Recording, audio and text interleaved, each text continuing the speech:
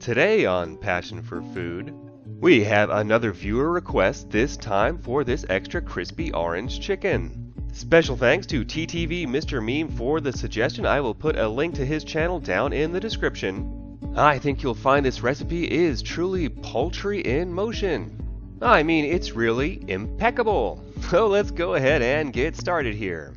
And speaking of poultry, today we're going to be using some boneless, skinless chicken thighs. You can use chicken breast if you want, but I feel like because this essentially gets cooked twice, the breast has a tendency to dry out. You will notice natural separations in the muscles, so try and cut along those lines as you see them.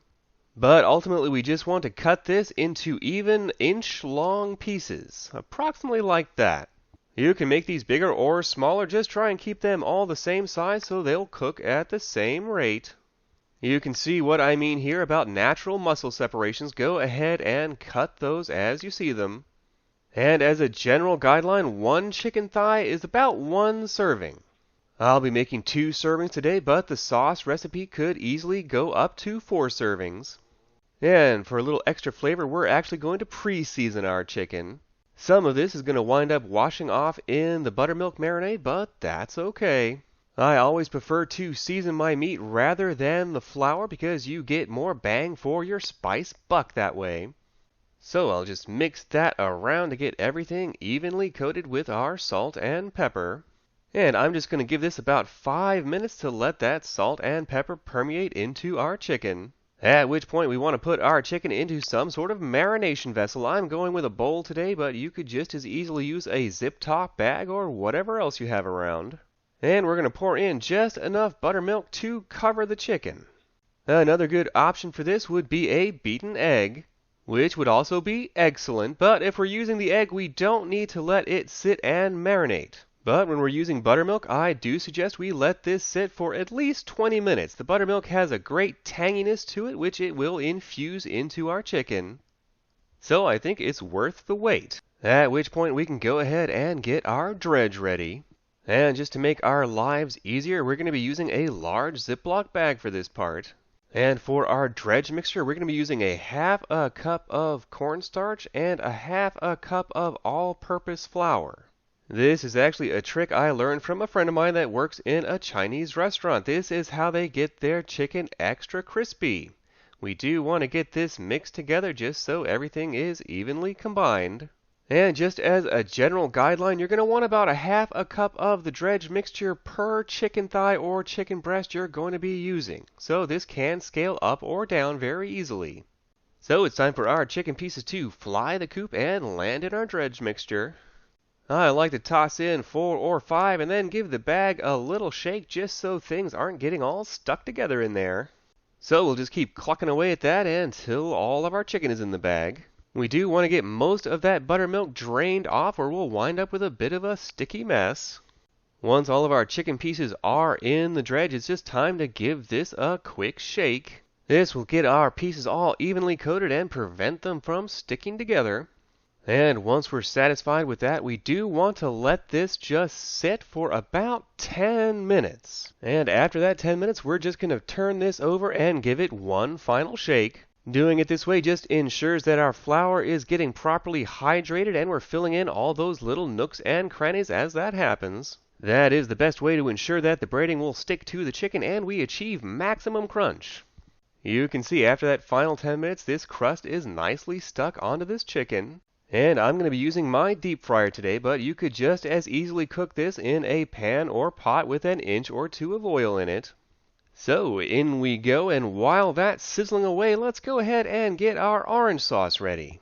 So to start that off, we have the fresh squeezed juice of 1 orange, about 2 tablespoons of soy sauce, not the low sodium kind. That's kind of like buying low sodium salt. It's just stupid. Don't do that. And to that, we're going to add about 2 tablespoons of rice wine vinegar. And to give it a little pep, I'm going to be using about a tablespoon of this garlic chili sauce. If you don't have any of this sauce, you can substitute in chili flakes and garlic. And in we go with the zest of 1 orange. Yes, this is the same orange we juiced earlier. Along with about a 1/4 cup of sugar. About a tablespoon of this sesame oil. This just adds a great nutty flavor in the background. So let's just give this a quick mix as it starts to come up to temperature. And before we forget, let's go ahead and grate in about a teaspoon to a teaspoon and a half of fresh ginger, as it does really add a great flavor to this dish. Once this starts to come up to temperature, we're going to toss in a handful of these dried arbol chilies. And I know these are Mexican chilies, but hey, I won't tell anyone if you don't. So let's give this a quick mix as it simmers away for us here. As it simmers away, these flavors will infuse together beautifully. And this is a good time to give it a quick taste for seasoning. And mine needed about an extra teaspoon or so of salt, but that's mainly up to personal preference. After simmering for another 2 minutes, we're ready to add about a tablespoon of cornstarch dissolved in cold water. This will thicken our sauce up almost immediately, so we do want to give it a good stir as it comes back up to a simmer. You can see here the kind of consistency we're looking for. And by now our chicken should be ready, so let's go ahead and pull that out. You can see that beautiful brown color we've achieved. This is super delicious and crispy. So let's let this drain for just a moment, and then we're going to whisk it off to get coated in that delicious orange sauce. And here's our orange sauce, but wait just one moment. There is a final touch I want to add to this, and that is some fresh cut green onions.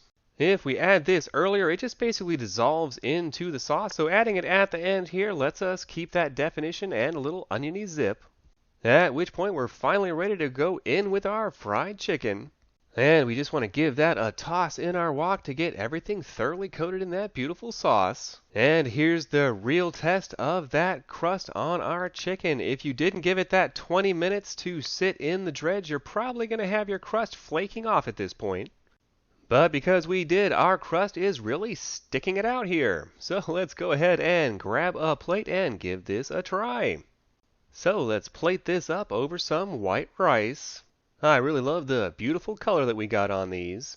And because we used that cornstarch flour mixture, our chicken is still super crispy even though it's covered in this sauce. Finally, let's garnish with some sesame seeds. The subtle sesame flavor is actually already built into the sauce with that sesame oil, but the seeds give you a little visual cue. So let's go ahead and go in for a quick taste here. I really love the vibrant orange flavor this has. And because we used these chicken thighs, it didn't dry out at all. And the crispiness of this is a real treat, especially if you're used to that soggy chicken you normally get from takeout places. So what foods are you passionate about? Is there something you would like to see me prepare next? If so, let me know in the comments below. I really hope you've enjoyed today's episode. If you have, give me a thumbs up below and consider subscribing and hitting that little bell to be notified of our future episodes. This has been Graham with Passion for Food.